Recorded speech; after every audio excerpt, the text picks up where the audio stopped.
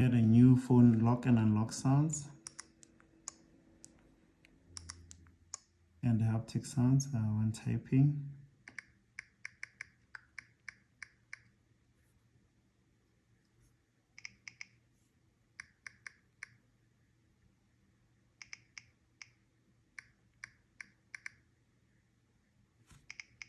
The ringtone was also updated to give a more intentional polyphonic sound.